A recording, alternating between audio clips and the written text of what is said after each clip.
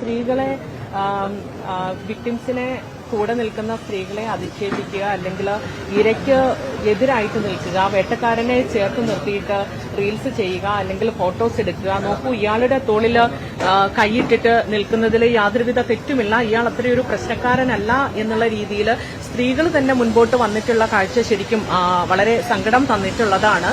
സ്ത്രീകളാണ് സ്ത്രീകൾക്ക് വേണ്ടിയിട്ട് ആദ്യം കൂടെ ചേർന്ന് നിൽക്കേണ്ടത്. സോ ഈ ഒരു സംഭവം, ഇന്നത്തെ ഈ അറസ്റ്റ് അവർക്കും കൂടെ ഒരു തെളിച്ചവും വെളിച്ചവും അവരുടെ ജീവിതത്തിൽ അവരുടെ കാഴ്ചകൾക്ക് അവരുടെ ആശയങ്ങൾക്ക് കുറച്ചും കൂടെ വ്യക്തത കൊടുക്കാനും ഏത് രീതിയിലാണ് സ്ത്രീകൾക്കൊരു പ്രശ്നം വരുമ്പം സ്ത്രീകൾ കൂടെ ചേർന്ന് നിൽക്കേണ്ടത് എന്നുള്ള രീതിയിൽ ഒരു മാറ്റം സൃഷ്ടിക്കാനും സഹായിക്കട്ടെ എന്നുള്ളതാണ് എനിക്ക് ആശംസിക്കാനുള്ളത്.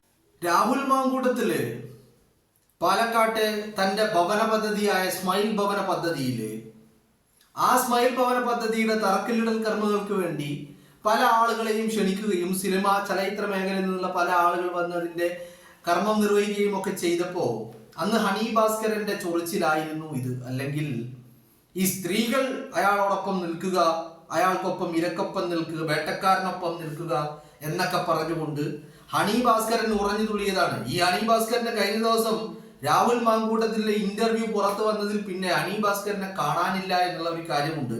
അതോടൊപ്പം തന്നെ ശ്യാമസ് ദേവരാജന് എതിരെ ഒരു ലൈംഗിക പരാതി നൽകിയതിന്റെ അടിസ്ഥാനത്തിൽ ഷഹനാസും ഹണി ഭാസ്കറും തമ്മിലടിയായിട്ടുമുണ്ട് എന്നാണ് കേൾക്കാൻ സാധിക്കുന്നത്. അപ്പോ നിങ്ങൾ തമ്മിലിൽ കണ്ട ഫോട്ടോ, ആ ഫോട്ടോയിൽ ഹണി ഭാസ്കരൻ കൂടെയുള്ളത് നിശാരത്നമ്മ എന്ന് പറയുന്ന സഖാത്തിയോടൊപ്പമാണ്.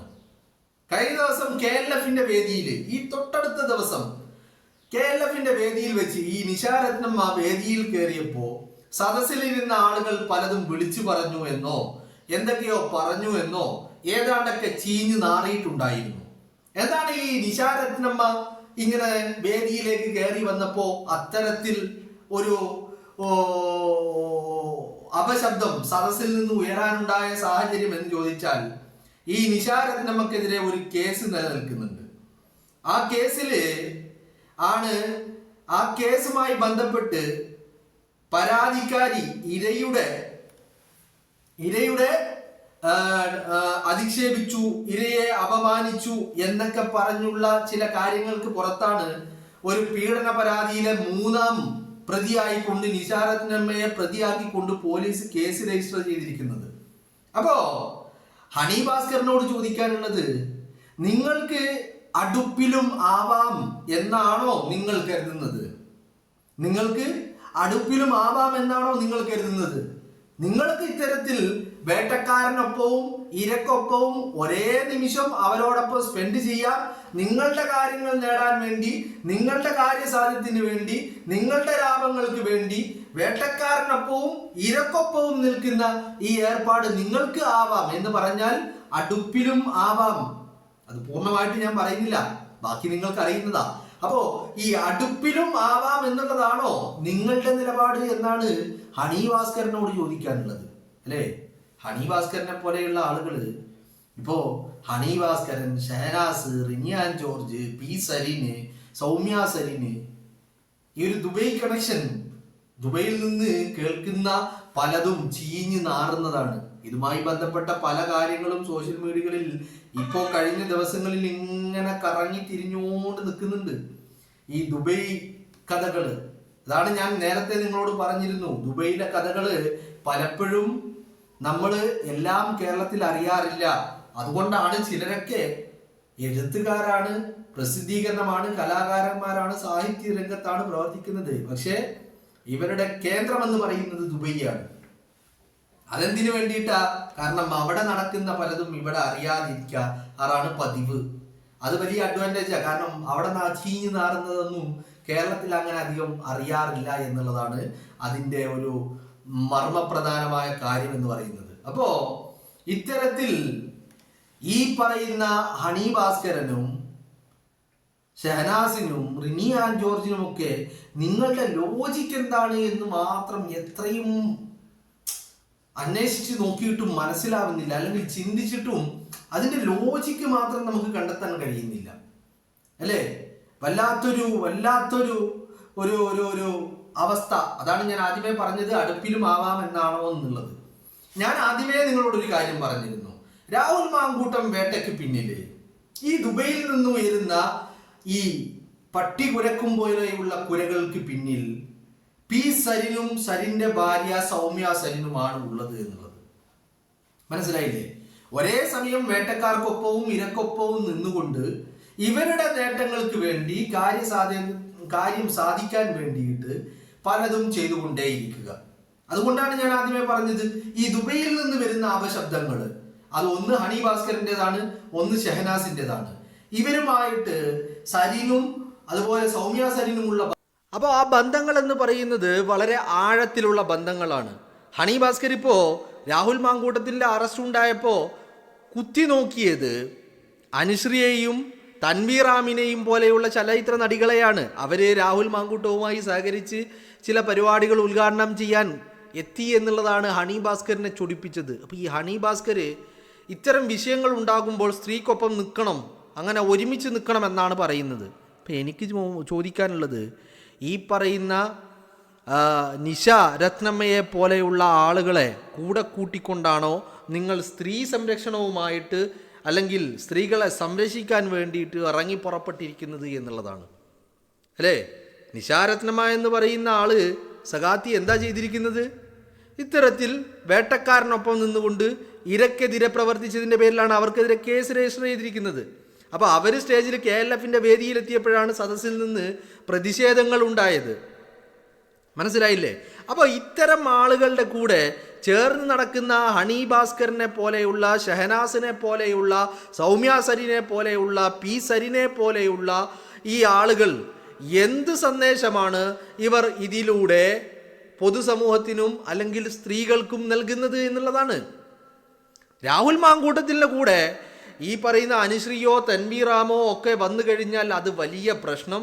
രാഹുൽ മാങ്കൂട്ടം വലിയ ഒരു പ്രശ്നക്കാരൻ, അയാൾ ലൈംഗിക വൈകൃതമുള്ളവൻ, അയാൾ ഒന്നിനും കൊള്ളാത്തവൻ, അയാൾ കോഴി, അയാൾ പരക്കോഴി, അങ്ങനെ അയാളെ വിശേഷിപ്പിക്കാൻ ഒരുപാടധികം വാക്കുകളുള്ള ഹണി ഭാസ്കറിനും ഷെഹനാസും അടങ്ങുന്ന സംഘം നിശാരത്നമ്മയെ പോലെയുള്ള ആളുകളെ കൊണ്ടു നടക്കുക വഴി എന്ത് സന്ദേശമാണ് ഇവർ സമൂഹത്തിന് നൽകുന്നത്?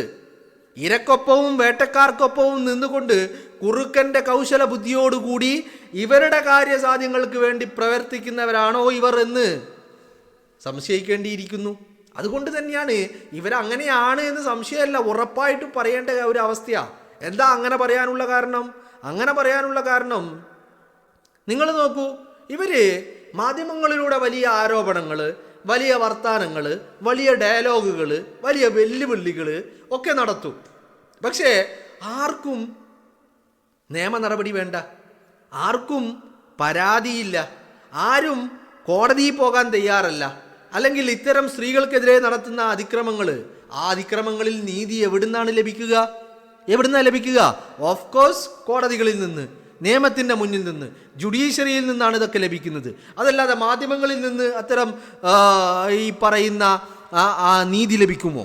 ഇല്ല എന്നുള്ളതാണ്. അപ്പോൾ ആ നീതി ലഭിക്കണമെന്നാണ് ഇവർ ആഗ്രഹിക്കുന്നതെങ്കിൽ എന്തുകൊണ്ട് ഇവർ ആരോപണം ഉന്നയിച്ചോട്ടെ, മാധ്യമങ്ങളിൽ സംസാരിച്ചോട്ടെ, ഒന്നിനും കുഴപ്പമില്ല.